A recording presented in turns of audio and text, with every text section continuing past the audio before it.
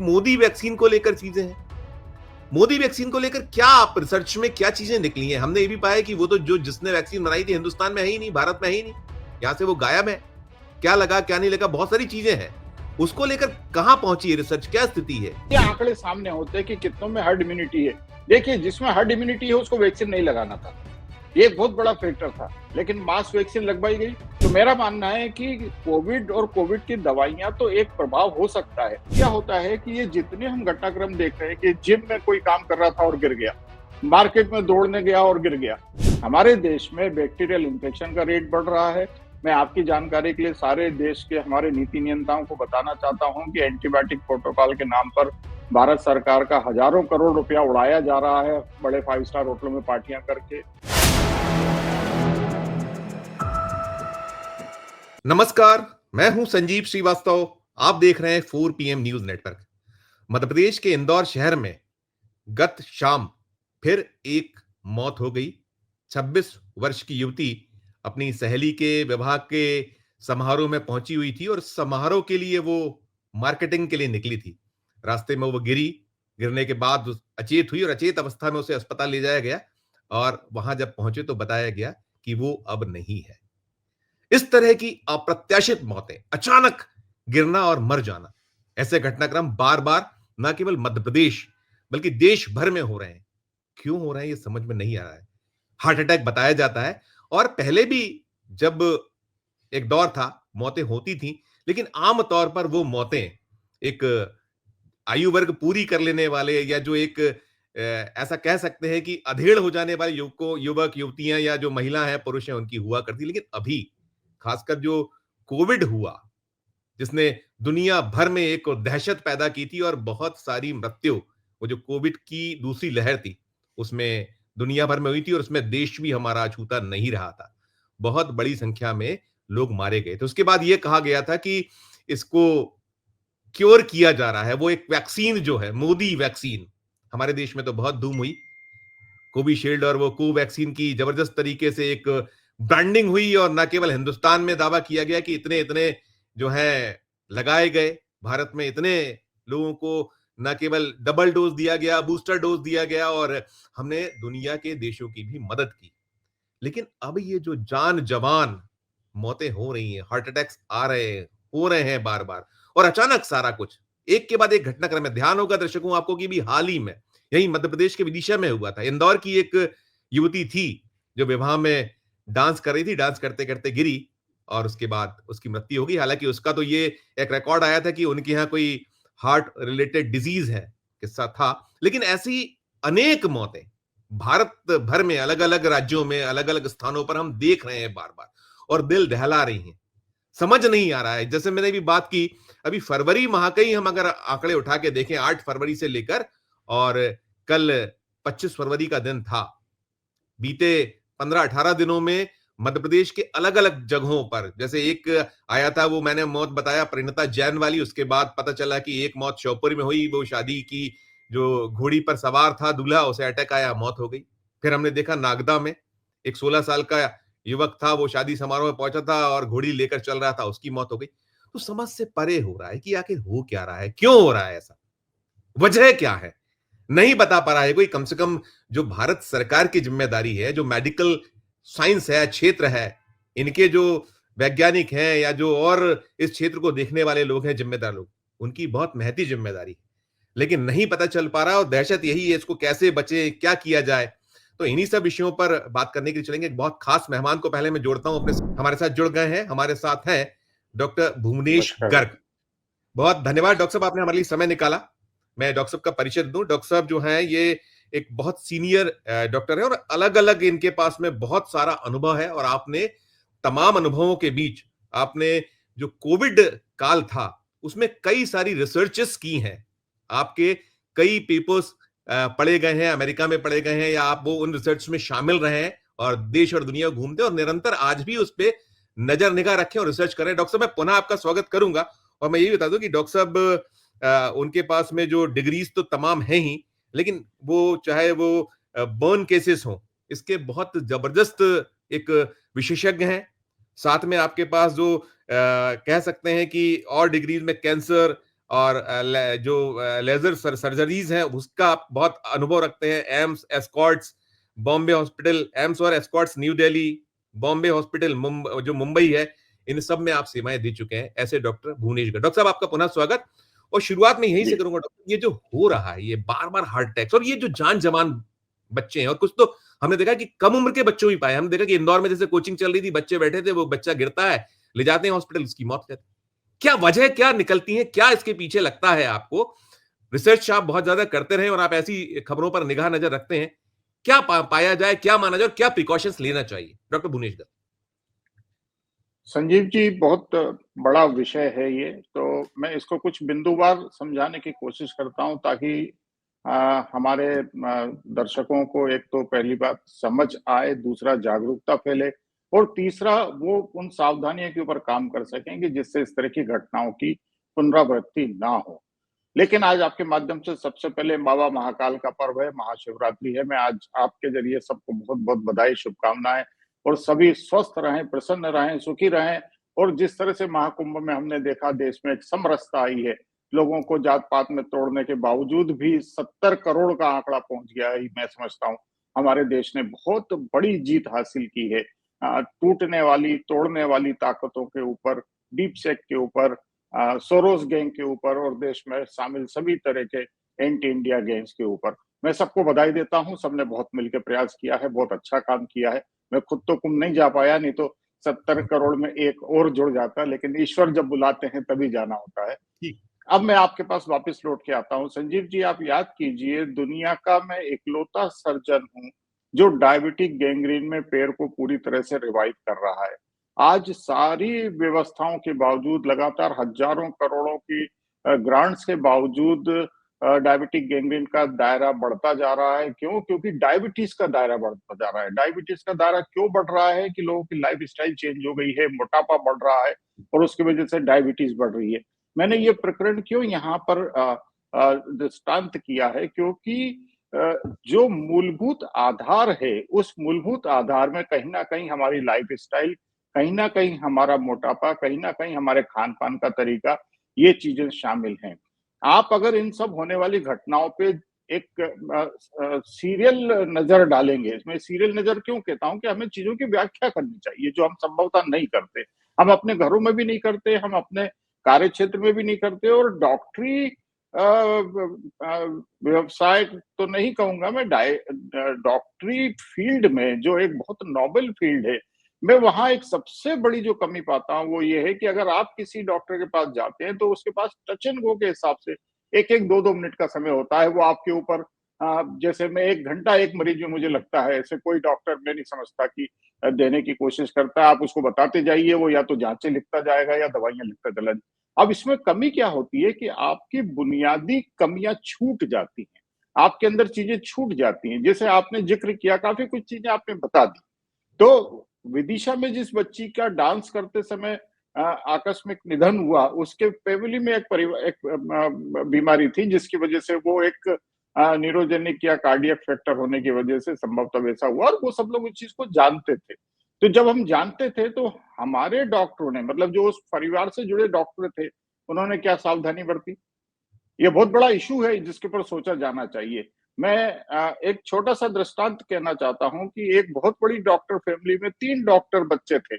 उसमें से एक डॉक्टर बच्चे का इसी तरह से निधन हुआ। उसका पूरा एनालिसिस हुआ, जाँच-पड़ताल हुई तो मालूम पड़ा हार्ट में कोई एक रॉन्ग वायरिंग उसकी चल रही थी। वो वायरिंग कट कर दी गई, बाकी दोनों बच्चे सुरक्षित हैं। तो अगर हम कुछ इस तरह से चीज़ों को सेपरेट कर पाएँ, समझ पाएँ, देख पाएँ और डॉक्टर उसके ऊपर समय दें। देखिए, यहाँ पर समय देना बहुत ज़रूरी है कि आपको तकलीफ है, डॉक्टर आपको समझे। इसलिए फैमिली डॉक्टर की व्याख्या हम बार-बार करते हैं, जिसको सब कुछ मालूम होता है और वो आपको बहुत सारे संकटों से बचा पाता है। पर अनफॉर्च्यूनेट पार्ट है कि मेरे देश में कॉर्पोरेट कल्चर बहुत व्याख्यात हो गया, लेकिन फैमिली डॉक्टर कांसेप्ट को मार दिया गया। अब फैमिली डॉक्टर अगर आपके मोहल्ले में हैं भी, तो लाख सामान्य तौर पे आदमी उसको रात-बेरात डिस्टर्ब करते हैं मुफ्तखोरी के लिए और बाद में कहते हैं कि सर हम तो बाद में बड़े अस्पताल चले जाएँगे, अभी तो आप हमको अभी तो कुछ कर दो। तो ये जो स्केपगोट नीति है कि मौका पड़ा तो आप पैर पड़ लिए और बाकी फिर देख भी नहीं रही, मैं समझता हूँ ये परंपराएँ हमारे समाज में व्याप्त हो रही हैं। अब मैं आता हूँ इन मौतों के ऊपर जिसके अंदर कोई कारण नहीं है। देखिए संजीव जी, हमने कोविड की शुरुआत में, मैं समझता हूँ जनवरी 2020 में, जब कोविड का कहीं कोई दूर-दूर तक निशान नहीं था, तब हमने हमारी खोजी प्रवृत्ति के ज़रिए चाइना में होने वाली घटनाओं के ऊपर नज़र डाली थी और हमने बहुत सख्ती से चेताया था कि इसके ऊपर बहुत तेज़ी से काम होना चाहिए। लेकिन क्या होता है कि कॉर्पोरेट कल्चर में सारे बाज़ार एक साथ खड़े हो जाते हैं।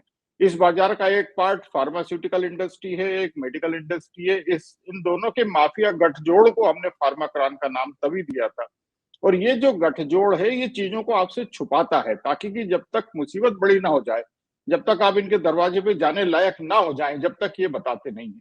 और आप याद कीजिएगा, डब्ल्यूएचओ के ट्रूडो महाशय ने भी इसमें बहुत बड़ा रोल प्ले किया था ताकि बीमारी वैश्विक हो जाए। तो हमने जनवरी 2020 में सबको हमारे सारे आर्टिकल्स में कहा था कि इससे कोई डरने की ज़रूरत नहीं है। अगर आपको सर्दी, जुकाम, बुखार होता है तो सामान्य तौर पे ये सामान्य रूप से होने वाला वायरल इन्फेक्शन है और सारे वायरल इन्फेक्शन 3 से 5 दिन में बॉडी स्वतः कंट्रोल कर लेती है। उसमें आप गलती से भी एंटीबायोटिक ना लें। फिर चल के बात आई रेमडेसिविर की, तो आप याद करिए बड़े-बड़े डॉक्टर, और अब तो प्रत्यक्ष हो गया कि डीप स्टेट जो है वो 500-700 डॉक्टरों को इंडिया में पैसे दिया करती थी चीज़ों को करवाने के लिए। हमारे शहर के भी बड़े-बड़े डॉक्टर इसके ऊपर अपना फैलाड़ा करने लगे थे कि रेमडेसिविर लिखी जाना चाहिए। और सबसे बड़ी बात जो थी कि इतनी बेईमानी मेरे देश में है कि रेमडेसिविर दवा को दवा माफिया के प्रभाव में, पैसे के प्रभाव में, जनता को लूटने के प्रभाव में और ओवर द काउंटर एक कैटेगरी होती है ओटीसी, जिसमें कोई जांच पड़ताल नहीं होती, जिसमें कोई कार्रवाई नहीं होती, उसमें डालकर इसको जो कि आईसीयू इमरजेंसी गहन यूज की दवा थी उसमें डाल दिया गया। जब हमने डायरेक्टर हेल्थ सर्विसेज से पत्राचार किया तो हमको बताया गया कि साहब ये ओटीसी में है, इसलिए हम इसके ऊपर कोई कार्रवाई ये नहीं तो क्षमा करेंगे। क्षमा चाहता हूँ, मैं क्षमा बीच में टोक रहा हूँ आपको। ये तो हो गई पुरानी बात, जी, लेकिन ये ताज़ा हालात जो हैं, इन मैं हालातों ताजा को पे ही आ रहा हूँ। जी, जी, मैं जी, ताजा पे ही आ रहा हूँ। एक्चुअली ये जी, व्याख्या इसलिए बताना ज़रूरी है जी, जी, कि प्लीज़, प्लीज़। भेड़-चाल में हज़ारों लाखों मरीजों ने रेमडेसिविर, एजिथ्रोमाइसिन, स्टेरॉइड इसका ब्लैंकेट ट्रीटमेंट लिया। आप याद कीजिए, पूरा व्हाट्सएप पे चला दिया गया था कि जी, आपको जी, ज़रा भी डर है, तो व्हाट्सएप पे दवाइयाँ पहुँचने लगी थी, जो कि बहुत बड़ा संज्ञेय अपराध होना चाहिए था मेरे हिसाब से। तो इसलिए मैं अब उसके ऊपर आता हूँ कि जिन-जिन मरीजों में भी, जिन-जिन लोगों में भी इन दवाओं का अनर्गल उपयोग हुआ, सबसे बड़ी बात, उन दवाओं के बहुत गंभीर साइड कॉम्प्लिकेशंस के अंदर ये चीज़ है, जिसमें उनके अंदर फंगल इन्फेक्शन हुए, जिसके अंदर उनके अंदर बैक्टीरियल इन्फेक्शन हुए। और जो हमने व्याख्या की थी, जो अब कालांतर में सब जगह आ रहा है, कि कोविड में इस तरह के जितने भी लोगों ने इस तरह का दवाई का दुरुपयोग सेवन किया या उनके अंदर किसी भी तरह का इन्फेक्शन आया, तो उनके शरीर में हमारे यहाँ 2 तरह के मुख्य सेल हैं, रेड ब्लड सेल्स और white blood cells. Red blood cells का काम है ऑक्सीजन कैरी करना। व्हाइट ब्लड सेल्स का काम है आपके इन्फेक्शन, किसी भी संक्रमण से लड़ना। तो आप ये देखिएगा कि हमने जो व्याख्या की थी कि रेड ब्लड सेल्स कोविड और कोविड की दवाइयों के दुष्प्रभाव में अपना साइज बदल रहे हैं। ये साइज जो बदलने की प्रक्रिया है, अगर रेड ब्लड सेल्स जरा भी अपने साइज में चेंज करेंगे तो स्प्लीन उनको तुरंत प्रभाव से हटाना चालू कर देगी। ये अपने आप में बड़ा गंभीर साइड इफेक्ट है किसी भी चीज का। अगर स्प्लीन को बहुत लोड मिलेगा, वो नहीं हटा पाएगी, तो वो क्या करेगी कि खराब सेल्स को क्लम कर दे। क्लम मीन्स कि 10-20 सेल जुड़ के एक गुट्टा बना लेंगे, जिसको हम क्लॉट कहते हैं। और यही क्लॉट जब भी कहीं जाएंगे, अब क्या होता है कि ये जितने हम घटनाक्रम देख रहे हैं कि जिम में कोई काम कर रहा था और गिर गया, मार्केट में दौड़ने गया और गिर गया, शादी ब्याह में आदत तो डांस करने की थी नहीं, 2-4-5 दिन की प्रैक्टिस में डांस करने खड़े हो गए। आपने जब भी अपने शरीर को अपनी स्थायी क्षमता से ज़्यादा ऑक्सीजन कैरी करने के लिए प्रेरित किया कि बहुत डांस, बहुत एक्सरसाइज, बहुत जिम, तो बॉडी उस ऑक्सीजन कैरिंग कैपेसिटी को पूरा नहीं कर पाती। रेड ब्लड सेल्स आपस में क्लम्प होने लगते हैं और वो क्लॉट बनाते हैं और इस तरह की घटनाएं होती हैं।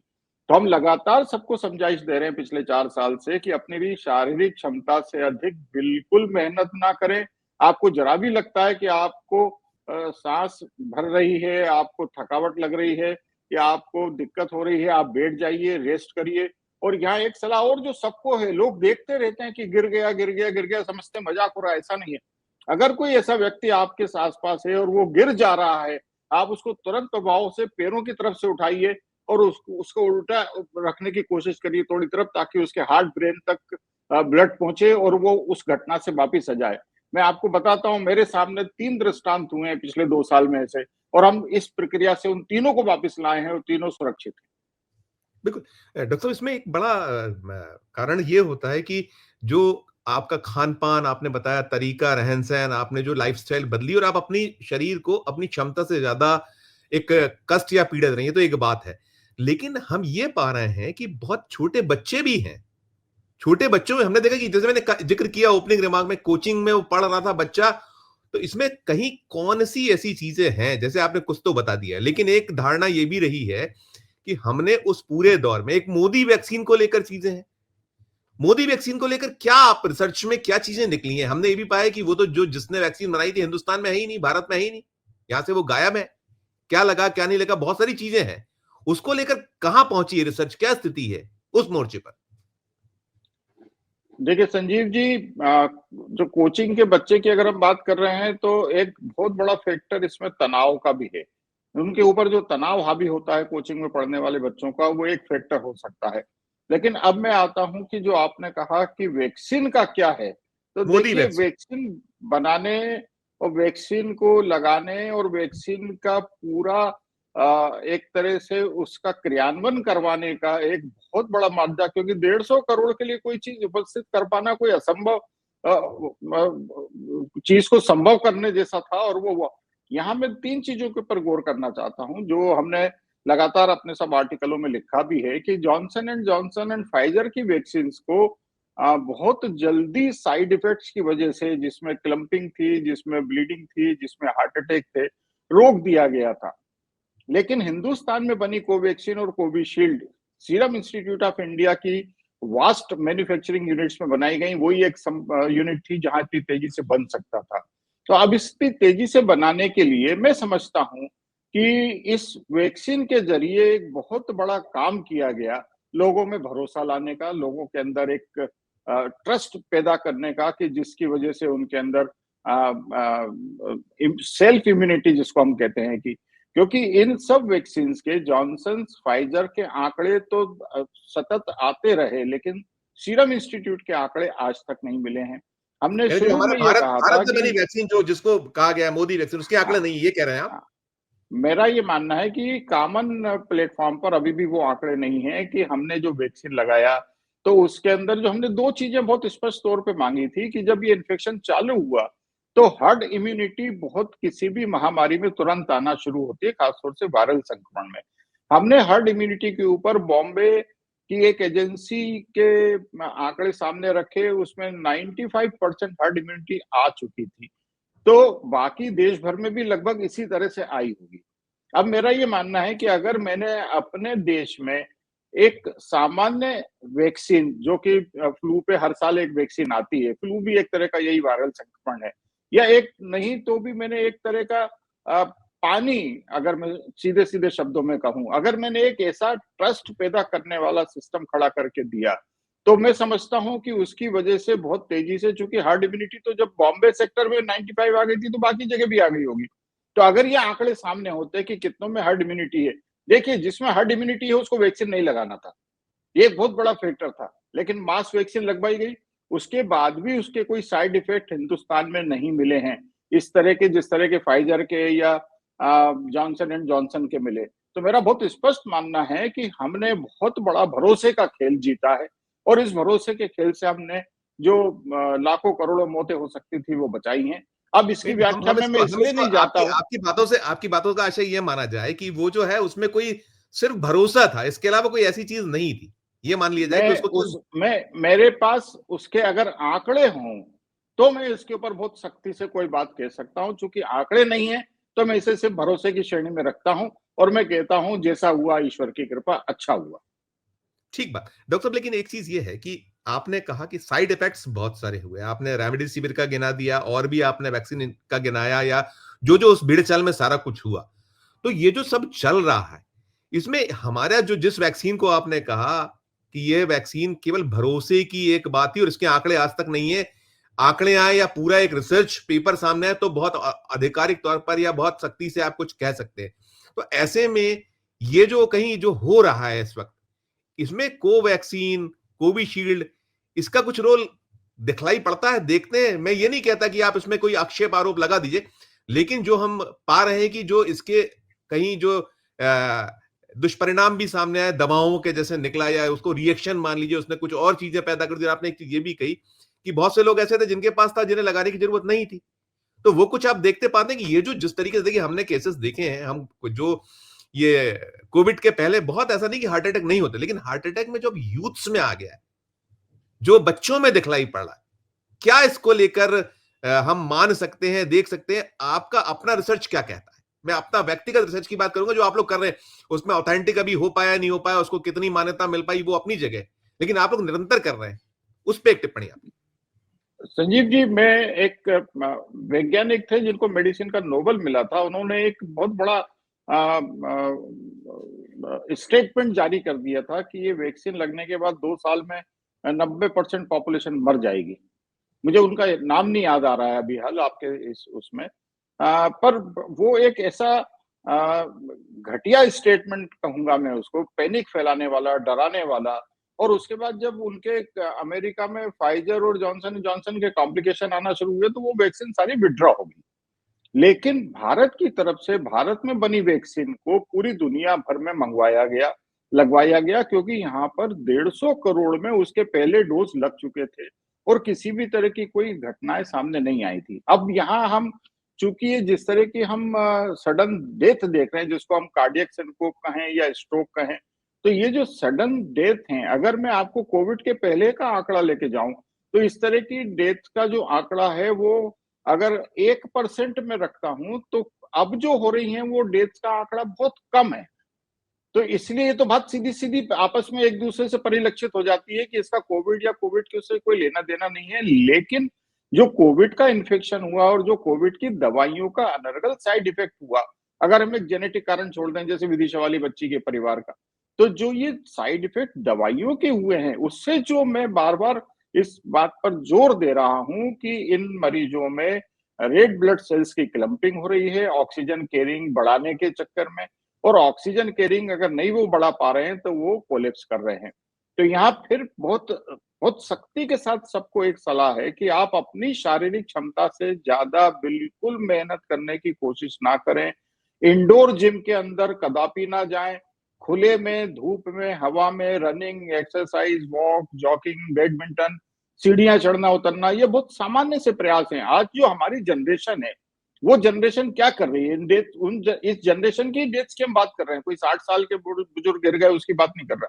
ये जनरेशन सामान्य भोजन की बजाय डब्बा बंद पिज्जा और इस तरह की चीजों पे ज्यादा जा रही है। दूसरा, वो अगर जिम भी जा रही है तो बंद कमरों में जिम जिम करना कितना डेंजरस है। वो वैसा ही है कि आपने कमरे में सिगड़ी जलाई और कार्बन मोनोऑक्साइड बनेगी और सुबह आप मरे हुए मिलेंगे। तो आपके कमरे में ऑक्सीजन ढेर कम हो रही है क्योंकि 25-25 लोग वहां पे एक्सरसाइज कर रहे हैं, पसीना निकल रहा है। दूसरा, फिर इन जिम जाने वाले बच्चों में एक ऐसी वाहियात सी परंपरा खड़ी हो गई है कि ये वहां पर वो डब्बा बंद प्रोटीन पाउडर जिसमें ढेर सारे बॉडी को कष्ट नुकसान पहुंचाने वाले कंटेंट है, हैवी शुगर है, उसमें सब में फंगस का 30% तक अंश पाया गया है प्रोटीन्स के पाउडर्स में जो ये बड़े बड़े डब्बों में मिल रहे हैं। लेकिन ये जनरेशन उसको खा रही है। वो सामान्य तौर पे सामान्य चीजों की तरफ चलने को तैयार नहीं है। तो मेरा मानना है कि कोविड और कोविड की दवाइयां तो एक प्रभाव हो सकता है, लेकिन उसके साथ ही दूसरा लाइफस्टाइल, जिम और जरूरत से ज्यादा दिखावे की जो परिपाटी बन गई है कि डांस, आपने डांस जिंदगी भर नहीं किया, आपने 2-3 दिन की प्रैक्टिस करके आप वहां उस माहौल में खड़े हो गए हैं जहां आप नशा भी कर चुके हैं, संभवतः भीड़ भी है, ऑक्सीजन नहीं है, और आप मंच पे आप बीट्स के साथ आपको करते चले जाना है, आपका शरीर नहीं मान रहा फिर भी आप करते चले जा रहे हैं। तो मैं समझता हूँ कि यहाँ ये बहुत बड़े फैक्टर्स हैं जिसके ऊपर काम करना होगा, और इसके साथ ही आपको उसके ऊपर अपना शारीरिक स्तर सुधारना होगा, इम्यूनिटी बढ़ाने का। अगर आपकी इम्यूनिटी इसी तरह से कम रहेगी तो खाली अभी ये हार्ट अटैक की बात नहीं है, बहुत तेजी से हमारे देश में बैक्टीरियल इन्फेक्शन का रेट बढ़ रहा है। मैं आपकी जानकारी के लिए सारे देश के हमारे नीति नियंताओं को बताना चाहता हूं कि एंटीबायोटिक प्रोटोकॉल के नाम पर भारत सरकार का हजारों करोड़ रुपया उड़ाया जा रहा है बड़े 5 स्टार होटलों में पार्टियां करके। लेकिन उसके बाद भी डब्ल्यूएचओ ने रिपोर्ट पब्लिश की है, फर्स्ट ग्लोबल सेप्सिस रिपोर्ट जो भी आई है, उसके साथ लेंसेट ने पब्लिश की है कि 60% infection are hospital borne. Hospital बार मतलब आप अस्पताल अच्छे जा रहे हैं, लेकिन वहां से 100 में से 60 लोग एक ऐसा इन्फेक्शन लेके आ रहे हैं जिससे वो मरेंगे। और इसी तरह से एंटीबायोटिक अब्यूज की वजह से 1 करोड़ 10 लाख लोग, डब्ल्यूएचओ की फर्स्ट ग्लोबल सेप्सिस रिपोर्ट कहती है कि 1 करोड़ 10 लाख लोग इंडिया में हर साल एंटीबायोटिक के अब्यूज से मर रहे हैं। आप सोचिए कितना बड़ा आंकड़ा है। और हम किसी भी मरीज में एंटीबायोटिक्स यूज नहीं कर रहे हैं। ये भी मैं आपकी जानकारी के लिए बता दूं कि सड़े गले जख्म जो हमारे पास आते हैं, हम बिना एंटीबायोटिक से उनको ठीक कर पा रहे हैं। ये कितना बड़ा आमूलचूल परिवर्तन हो सकता है अगर हमारे देश की सरकार इतनी बड़ी-बड़ी आप बिजनेस समिट करने जा रहे हो कि ऐसा होगा, लेकिन आप $300 बिलियन के हमारे इनोवेशंस को नहीं सुनने को तैयार हैं। जो बिल्कुल, इनोवेशन पूरी दुनिया से आपका ग्लोबल हील इन इंडिया चालू कर सकता है। तो ये बिल्कुल। दुर्भाग्य है कि बिल्कुल, बिल्कुल, दुर्भाग्य जी, सही में, और मैं इस पे एक अलग से आपसे पूरा एक एपिसोड बनाऊँगा, करूँगा इस पे चर्चा कि क्या कुछ होना चाहिए। लेकिन मैं यहीं लौट के अंतिम सवाल आपसे ये करूँगा डॉक्टर साहब, आप देख रहे हैं, आपने एक चीज़ कही कि परसेंटेज कम हुआ है अगर तुलना करें कि पहले 1% था बिफोर कोविड और आफ्टर कोविड। लेकिन यूथ्स मर रहे हैं, बच्चों की डेथ हो रही है, उसमें कुछ कारण आपने गिनाए। फाइनली मैं ये सवाल करूँगा कि आप दुनिया भर में घूमते हैं, बहुत अलग-अलग देशों में आपके जो रिसर्च वर्क्स होते हैं, उसकी सेमिनार्स होते हैं, उसमें आप निरंतर जाते हैं। हमने आपको निरंतर बहुत रिपोर्ट्स की हैं आपकी, वहाँ आपने अपने पेपर्स पेश किए, आपकी अपनी रिसर्च प्रस्तुत की, या आप जो और एनिमेशन कर रहे हैं उसके बारे में आप जो वहाँ रखते हैं, आप लिखते भी हैं, हम आपके लेखों को भी पढ़ते हैं, हम आपको जो डिबेट्स हैं उनमें भी सुनते हैं। तो ये जो हमारे यहाँ जिस तरीके से हो रहा है, इसको लेकर देश भारत के लेकर दुनिया में क्या चर्चा है? दुनिया के मंचों पर क्या होता है कि ये जो यूथ्स की मौतें हो जाना आफ्टर कोविड, इस पर क्या कुछ हो रहा है? ये क्या कुछ एक वो उसके बारे में थोड़ा-सा बताइएगा, मैं फिर सम अप करूँगा। संजीव जी, बाहर के देशों में जब हम जाते हैं तो सबसे पहली बात तो हमारे देश की आज भी परिपाटी वैसी है कि यहाँ पर जो काम है वो फर्जी है। यहाँ पर जितना भी काम है उसका कोई डॉक्यूमेंटेशन नहीं है। और ये सच बात है कि हमारे यहाँ जो दुनिया को सबसे ज्यादा नहीं, आपने ऊपर आपने आपने भी कहा कि वो अगर वो जो हमारे यहाँ कोवैक्सीन, कोविशील्ड है, यदि वो कंपनी वो जो है उसके पूरे आंकड़े दिए जाते तो बहुत सारी बातें हम कर सकते थे। यानी आप जो कह रहे हैं कि फर्जीवाड़ा है, वो नहीं आ पाना, ये दर्शाता है कि कितनी गंभीर हैं हम। हमारी जो बिल्कुल बहुत गंभीरता में कितनी कमी है कि आप इतने बिल्कुल सैकड़ों करोड़ लोगों को लगा देते हैं, डबल डोज़, इसके बाद बूस्टर डोज़ तमाम कर देते हैं, लेकिन फिर उसके क्यों नहीं आंकड़े रखते हैं? इस पे भी प्रकाश डाल दीजिएगा आखिर-आखिर। नहीं, देखिए, मैं इसको बहुत सीधी-सी संज्ञा देता हूँ ना कि ये एक भेड़-चाल है कि सरकार ने बजट दे दिया कि आपको 10,000 करोड़ खर्च करना है, वो बजट खर्च हो रहा है, कैसे खर्च होगा, इसके ऊपर कोई बात नहीं हो रही है। यहाँ इश्यू ये है कि हम क्या कर सकते हैं, इसके ऊपर अब सरकार को बहुत सख्ती से आगे आना होगा। और जहाँ-जहाँ जो भी देखिए, हमारी जेनेवा एथिकल सोसाइटी जो दुनिया की सबसे बड़ी एथिकल सोसाइटी है, वो ये कहती है कि अगर मैं किसी आदमी की जान और या उसका कोई अंग बचा सकता हूँ और मेरे पास कोई उपाय नहीं है, तो जो उपाय सामने हैं, अगर कोई व्यक्ति ये कहता है कि हाँ, मैंने एक एक मरीज बचा दिया है, तो उसके ऊपर पूरे देश भर के लोगों को उसके साथ आना चाहिए। डायबिटिक फुट गैंग्रीन में मेरा आंकड़ा 400 मरीजों से ज़्यादा हो गया है। पूरी दुनिया भर में मेरे प्रेज़ेंटेशन हो चुके हैं। लेकिन संजीव जी, हकीकत की बात बताऊँ कि जब मैं उनको बताता हूँ कि मैं अकेला आदमी हूँ, मेरे पास कोई इंस्टीट्यूट नहीं है, मेरे पास कुछ नहीं है, तो मैं वहाँ हँसी का पात्र बनने लगता हूँ। उनको लगता है इसमें कुछ गिमिक है, इसमें कुछ खेल है, इसमें कुछ कारगुज़ारी है, और मैं वहाँ पे कमज़ोर पड़ जाता हूँ। अगर मैं ये कहता हूँ मेरे भारत सरकार से कि तुम जो 20-25 हज़ार करोड़ रुपया तुमने डायबिटिक्स के और एंटीबायोटिक के ऊपर खर्च किया है, उसका एक छोटा-सा पार्ट लेके एक इंस्टीट्यूट खड़ा कर दो और ये आंकड़े दुनिया को दिखाओ। तो आज जो हर 15 सेकंड पे भारत में पेड़ कट रहा है, हर 10 सेकंड पे अमेरिका में पेड़ कट रहा है, इन सब मरीजों को इंडिया आने पे मजबूर होना। बहुत सीधी सी बात है कि अगर हम एक कोई फर्जी हरिजन एक्ट किसी के ऊपर लगा देता है तो पूरा प्रशासन उसके साथ खड़ा हो जाता है, केस दर्ज करने से लेके उसके घर 1.5 2 लाख रुपए पहुंचाने के लिए। मेरा ये मानना है कि अगर मेरे देश में जो कि नारद का देश रहा है, सुश्रुत का देश रहा है, और जिसमें चरक और धन्वंतरी जैसे बड़ी बड़ी व्याख्याएं उस समय पर हुई जब कोई साधन उपलब्ध नहीं थे, आज अगर मैं ये कहता हूं कि मेरे पास डायबिटिक गैंग्रीन में फुट वापस लाने का पूरा तकनीक है और मैं 400 से ज्यादा पैर बचा चुका हूं जो लास्ट स्टेज पर आए हैं, तो इन चीजों को लेकर सरकार को आगे आने में शर्म क्यों आती है? यहाँ पे रूढ़िवादी सिस्टम क्यों खड़ा हो जाता है? यहाँ पे माफिया क्यों खड़ा हो जाता है? ये बेहद शर्मनाक है किसी भी बिल्कुल, बिल्कुल 150 डॉक्टर साहब, मैं करोड़ इस के पे भी एक लोगों एक के अलग लिए। एपिसोड इस पे भी बनाऊँगा आपके साथ। लेकिन मैं जो आप कोविड या हम इसकी बात कर रहे थे कि आफ्टर कोविड जो दुनिया के मंचों पे आप बता रहे थे, मैंने आपको बीच में उस दोनों चीजों को भी जोड़ा था कि हमारी जो दवा को लेकर क्या बात होती है, हमारे जो मौतें हैं इसको लेकर क्या होती है, उस पर जरूर आप एक प्रकाश डाल दीजिए। नहीं संजीव जी, वही मैं बात आगे ला रहा हूं कि हमारे देश की किसी भी उपलब्धि को विदेशी पटल पे बहुत गंभीरता से नहीं लिया जाता, क्योंकि उनके पैमाने बिल्कुल अलग हैं। हम उनके साथ यही बात की बहस करते हैं तो उनका ये होता है कि साहब आपके यहाँ किसी चीज का कोई डॉक्यूमेंटेशन नहीं होता, आपके यहाँ कोई सिस्टम नहीं है, आपके यहाँ सब फर्जी कुकिंग थीसिस रिसर्च है, आपके यहाँ जितना भी है सब एक प्लान उससे होता है कि ऐसा कर दो तो ऐसा रिजल्ट आएगा तो ये छाप दो। तो ये बहुत बड़ी, और हम लगातार देख रहे हैं। मैं तो आपके सामने बात करता हूँ कि अभी हमारे भोपाल में एम्स ने एक स्टडी, एक मरीज का आंकड़ा बल्कि जिसमें जरा सा कालापन था, हमने ये किया, हमने पैर बचा दिया, उसके बाद फॉलोअप कहाँ है? एम्स के ही आज 4 मरीज लास्ट स्टेज पे पैर कटने पे उठ के मेरे पास भोपाल आए हैं और मैंने उन चारों के पैर वापस लाए हैं। ये मेरे पास डॉक्यूमेंटेशन है, एक एक चीज का रिकॉर्ड मैं पहले मिनट से रखता हूं।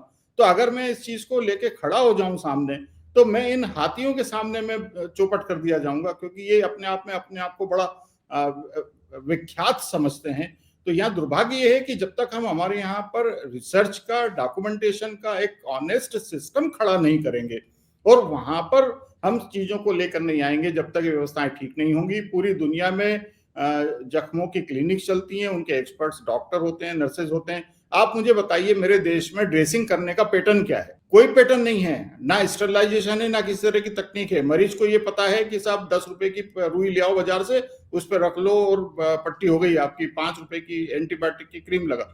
पर इसमें कितना इन्फेक्शन है?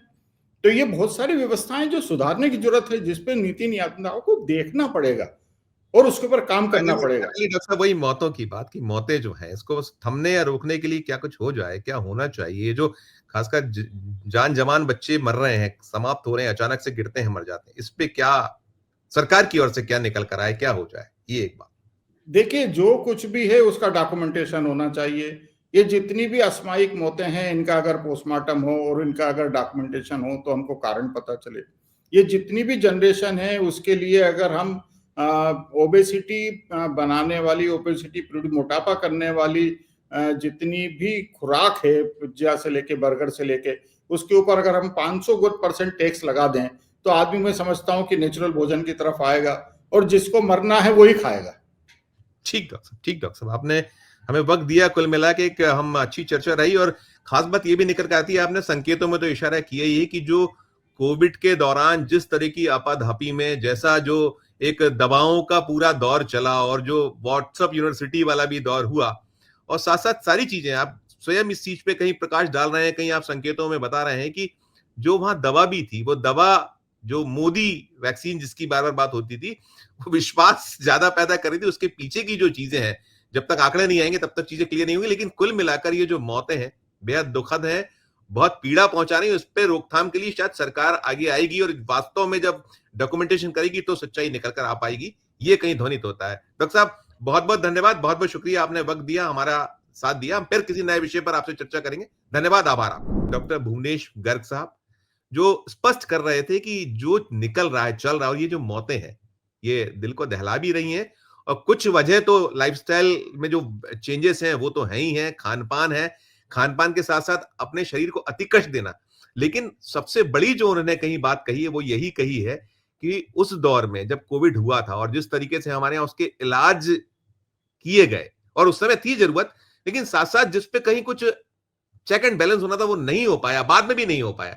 तो बहुत कुछ है, लेकिन ये निकलेगा, सच तभी सामने आएगा जब तक इस पे ठीक-ठाक रिसर्च नहीं होगी और जब तक इसमें सही आंकड़े, सही तथ्य नहीं दिए जाएंगे, तब तक बहुत स्पष्ट तौर पर कुछ कहा नहीं जाएगा। लेकिन यदि बचना है इससे, तो जो डॉक्टर साहब ने बहुत सारी सलाह दी है, मशविरा दिया है, उस पर अमल करना ही होगा। इस चर्चा में इतना ही। हम फिर किसी नए विषय, किसी नए मुद्दे के साथ आपके समक्ष हाजिर होंगे। हमारा अनुरोध होगा कि ये जो चल रहा है, हम देख रहे हैं बार-बार, आपकी अपनी टिप्पणी क्या है, हमारे इस वीडियो के कमेंट बॉक्स में जाकर जरूर कीजिएगा। अच्छी लगे हमारी खबर तो हमारे चैनल को लाइक कीजिएगा, सब्सक्राइब कीजिएगा, ज्वाइन का बटन दबाएंगे तो और हमारा उत्साह बढ़ेगा, हौसला बढ़ेगा। प्यार और स्नेह बनाए रखिए और देखते रहिए 4 PM न्यूज नेटवर्क। धन्यवाद, नमस्कार।